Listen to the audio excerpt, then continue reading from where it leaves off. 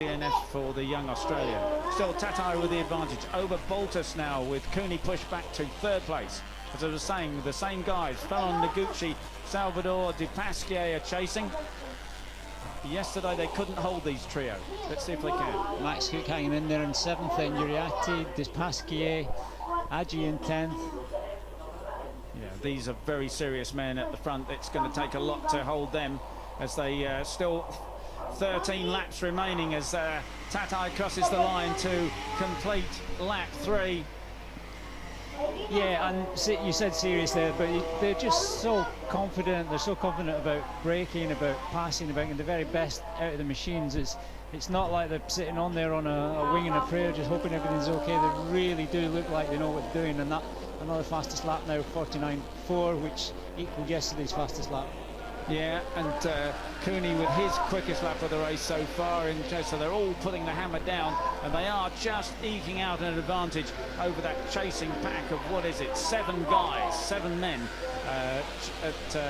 chasing the leading trio. Yeah, you just saw Lorenzo Fellin running wide there on the green concrete, exceeding track limits, and that's when you'll get penalised. You do that 3 times, race direction will be watching that, and that's when you might get the long lap penalty, so you have to be really careful.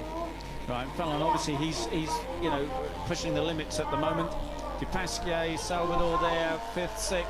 I wonder if they could just move things along, if they could get ahead of Fallon and perhaps tow them in the chasing of the leading trio. But those guys in front know what they're doing. They know where each other's strong from yesterday. They know they can trust each other from yesterday, and they're going to be hard, really hard to keep track of. Right, top 10 still all within 2 seconds. But that second bunch there, it's a lot more. There was only 3 in the second bunch yesterday, but we've got 6 or 7 there all fighting for that 4th position. And Salvador was 4th yesterday, but of course he was a lot closer to that trio. He's now moved to the front of that chasing pack for the first time as Salvador, but I don't know whether he's got the ability to close in on them. Barry Baltus there in 2nd, slicing away, hacking away, getting back through the gears as quickly as possible. I would imagine, depending on the gearing, probably use 1st gear for that last corner on the little KTMs. And yeah, for Baltus as well, big and heavier rider, he enjoyed the lower gearing to punch himself out onto the start-finish straight. Oh, and it's interesting, just for the first time, yes, Tatai just with a couple of bike lengths advantage. You're on board with Yuki Cooney, looking back at Barry Baltus. And Barry, he's only 15 years old, but he's a bright kid, and he knows that he can't go messing things up. He can't go messing things up for Cooney, otherwise Tatai is going to get away from them.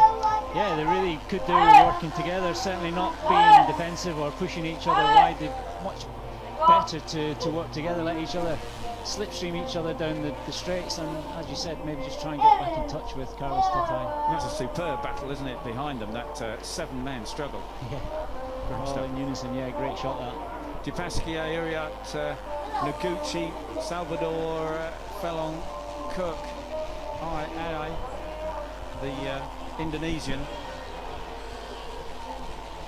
But they're gradually losing ground. They're now, 1.5 seconds behind these men at the front.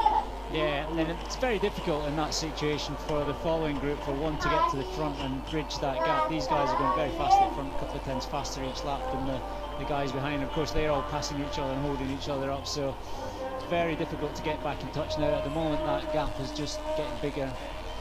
Key point, Neil, as you said, these guys are playing the game, if you like, at front, but the guys in that second battle are just using each other's road just when they shouldn't be.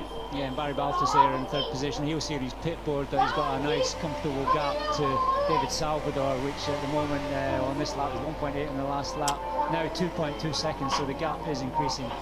And I think Baltus was doing more overtaking in the first race, wasn't he? Yes. He was trying a few more things, and he's being a bit more cool and collected about it this time around. So yeah, that's right. So with the guy, whoever's in 3rd in that first bunch, when he sees his pit board, he'll know that there's a comfortable gap behind. So that kind of takes the pressure off in some ways. He can just hang in there and then just let the laps count down and maybe think about making a move.